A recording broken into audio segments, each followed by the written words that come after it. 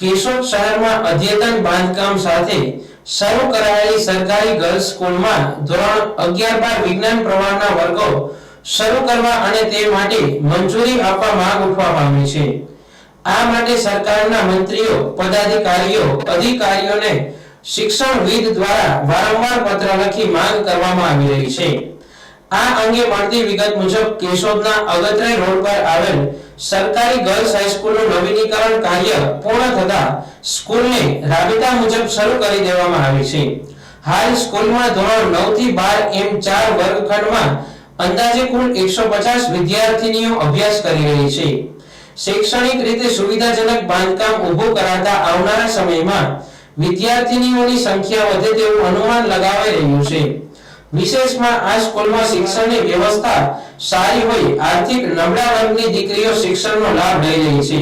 હજુ પણ શિક્ષણનો વ્યાપ વધે, દીકરીઓ ઉચ્ચ અભ્યાસ કરી શકે તે માટે આ સ્કૂલમાં ધોરણ 11 અને 12 ના વિજ્ઞાન પ્રવાહના વર્ગો શરૂ કરવા માંગ કરાઈ રહી છે।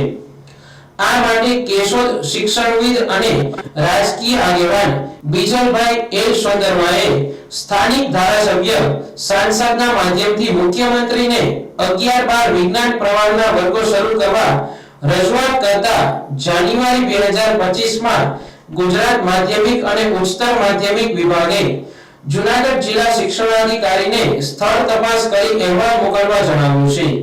જેના જવાબમાં જિલ્લા શિક્ષણાધિકારી ઉપાધ્યાયે ડિમાન્ડના આધારે વિદ્યાર્થીની સંખ્યા થશે કે કેમ, જગ્યા અને ભવિષ્યમાં વિદ્યાર્થી અને શહેરને ફાયદો થાય કે કેમ તે અંગે તપાસ કરવાની થતી હોય છે।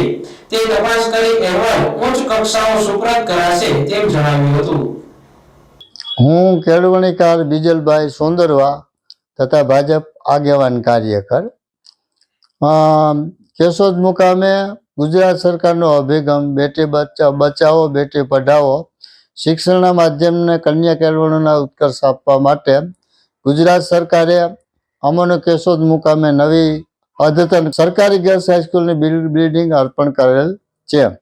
આ બિલ્ડિંગની અંદર તમામ પ્રકારની સુવિધાઓ હાલ ઉપલબ્ધ છે। આમ છતાં કેશોદ તાલુકાના આજુબાજુના ગામડાઓ અને બીજા 6 તાલુકાની દીકરીઓને 11-12 સાયન્સના લાભ મળે તે માટે મેં ગુજરાત સરકારના મુખ્યમંત્રી શ્રી, શિક્ષણ મંત્રી શ્રી અને તમામને રજૂઆત કરતા તેમના તરફથી યોગ્ય પ્રત્યુત્તર મળી અને માનનીય શ્રી ગુજરાત માધ્યમિક શિક્ષણ બોર્ડના સચિવ શ્રીએ જિલ્લા શિક્ષણાધિકારી શ્રી જૂનાગઢને પત્ર લખેલ છે કે સ્થળ તપાસ કરી અને સત્વરે 11-12 સાયન્સના વર્ગો શરૂ થાય તેનો અભિપ્રાય મોકલો। હાલની તકે ગર્લ્સ હાઈસ્કૂલની અંદર મારા ધ્યાન ઉપર 150 જેવી ધોરણ 10, 11-12ની દીકરીઓ છે।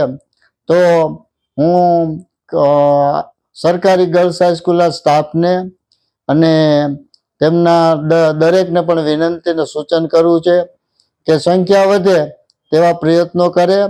તેમજ ગુજરાત સરકારને મારી ખાસ વિનંતી છે કે આગામી વર્ષ જૂન 26 થી આ બિલ્ડિંગની અંદર તમામ પ્રકારની સુવિધાઓ છે અને એક લેબોરેટરીની સુવિધાની વાત આવે એમ છે તો જે 2 પાળીથી સંચાલન કરવામાં આવે તેમાં 9, 10, 11, 12 મોર્નિંગ અને બપોર પછી 11-12 સાયન્સના વર્ગો શરૂ થઈ શકે તેવી અમારી માંગણી છે।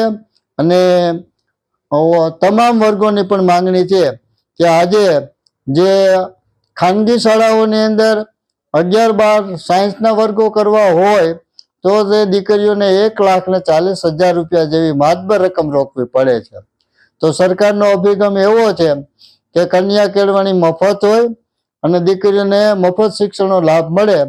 તો હું ગુજરાત સરકાર અને સરકારી તંત્રને વિનંતી કરું છું કે કેશોદની જનતાની દીકરીઓને વહેલામાં વહેલી તકે 11-12 સાયન્સના વર્ગો મંજૂર થાય એવી વહીવટી કાર્યવાહી કરવા મારી વિનંતી છે।